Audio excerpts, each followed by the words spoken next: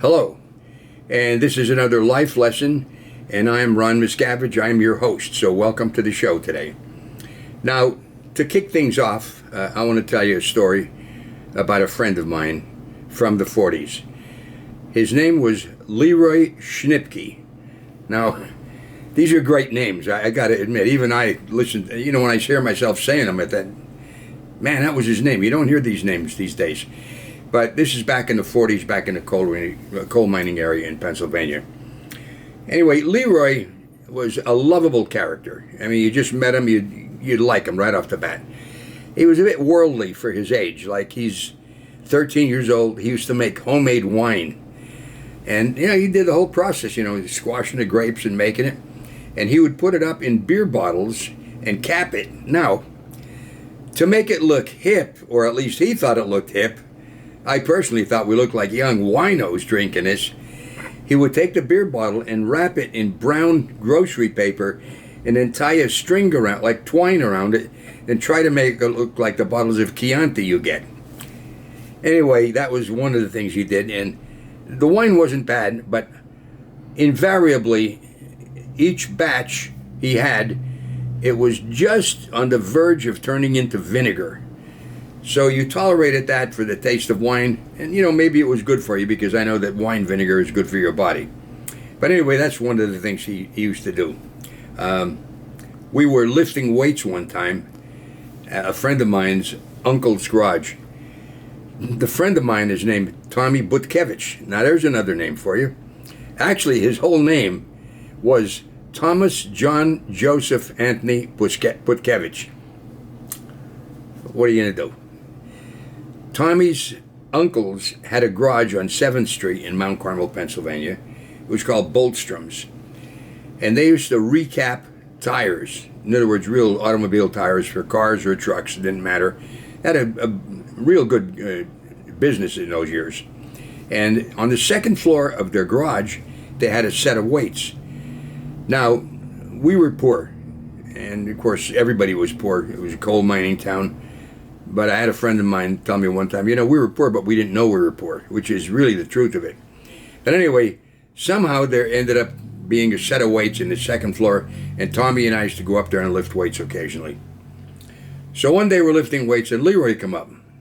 So we were doing the Olympic lifts, which I don't know if you're familiar with that, but one of the lifts is called a snatch, where you lift it up in the ground and throw it above your head in one fell swoop. You don't stop at the shoulders. So Leroy saw us doing it, so he grabbed the bar, threw it up, and went straight over backwards, landed on his back with the weights over his head, didn't get hurt, scared the bejesus out of us, because if you land with that bar on your head, it's the end of your life. But that was Leroy. He was like a cat. He could always come out of things on his 2 feet. So now, let's get into the nut of the reason I'm doing this.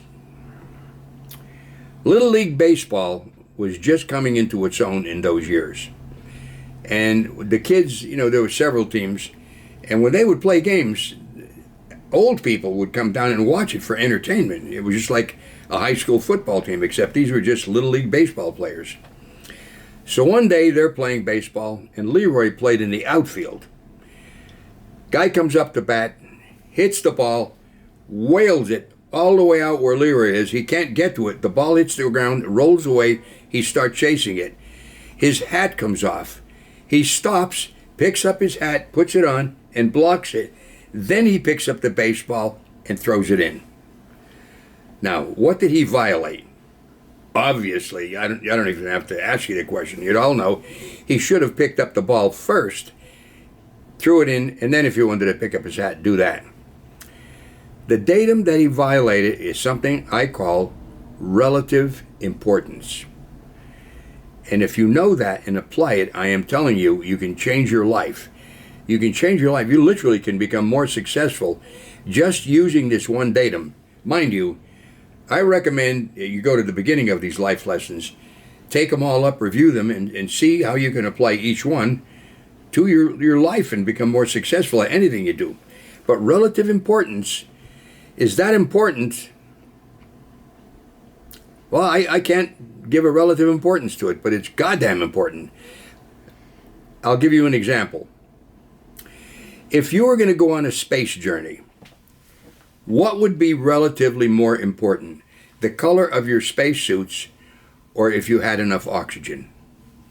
Obviously, if you had enough oxygen. Now, you can take that datum and apply it to anything you're doing in your life and measure it against other things to figure out the relative importance of it. I'll give you another little example. Maybe it'll help you. Let's say you have your money budgeted out pretty carefully, and you have some spare money, and you're thinking, you know what, maybe I'm going to join the gym, because up until now you've been working out at home. Look at the relative importance of that. And I'm not saying don't join a gym, because I've belonged to many gyms in my life. Right now I work out at home. But look at that, figure the money you're going to spend on the membership, the time away you're going to spend maybe from your family if you're married and have some children, and look at the relative importance. Is it going to be worth the investment of time and money as compared to other things you could be doing that may be more survival and more helping you to lead a better life with your family?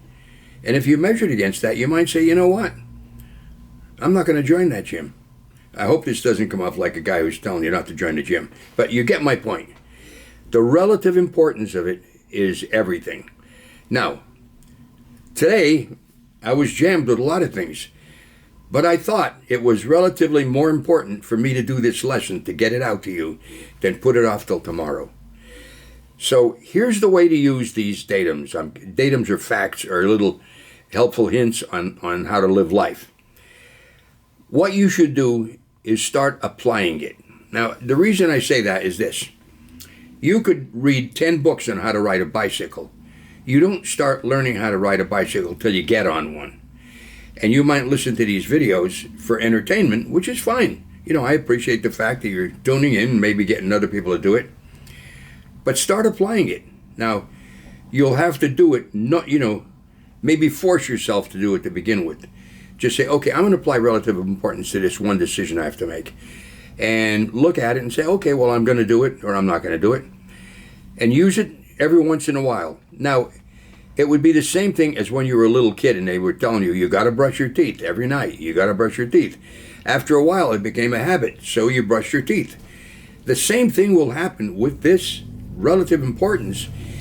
If you start using it, then you don't have to even think about using it. It'll become part of your thinking. And you can do the same thing with intention, with know before you go, with any of the other lessons that I've given in this series. So basically, that's what I wanted to tell you today. And I think it's relatively important that you actually apply this. And I hope you enjoyed this. Please let me know how you're doing. You can write in the comments. Let me know how you're enjoying these, or how you're using it, or any successes. I'd appreciate it very much. And then if you would like to help with this program, you can become a patron.